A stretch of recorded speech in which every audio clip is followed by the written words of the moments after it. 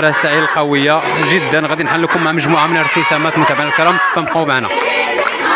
أستاذة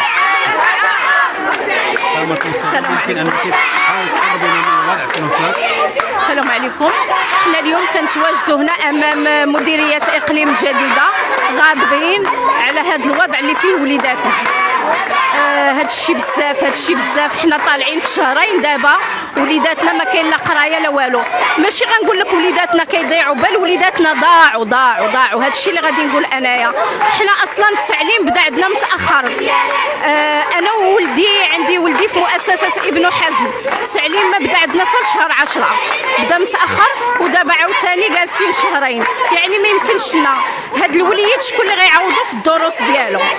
هادشي بزاف. وعندنا وليد ديال الوطني، شكون اللي غادي يعوضوا؟ ولدي باقي ما تعرفش على الاساسيده. عندي ولدي في الاولى باقي قسما بالله لا باقي ما تعرفش على الاساسيده ديالو كاملين. باقي الدفاتر كيف ما شريناهم باقيين خاويين. يعني هادشي عيب وعار وحرام. يعني حنا طالعين في شهرين وحل باقي ما تلقاش، لا وزاره لا حكومه، حتى واحد ما لقى لينا حل. وليداتنا ما يمكنش. واش كتحسوا ملي كتشوفوا ان هذه الوزاره الصمت اللي كيطغى على هذا؟ انا شخصيا كنحس بالوزاره ما كايناش، ما حساش بينا نهائيا، ما حساش بوليداتنا، لا وزاره لا حكومه، حتى شي واحد ما حس بينا، ما حس بهذه الفوضى اللي كاينه.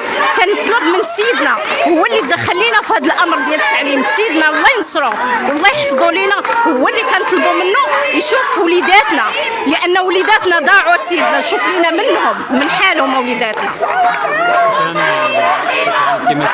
كما سمعتوا متابعينا الكرام، حقيقة رسائل قوية وبالغة من طرف هذه الأمة هذه.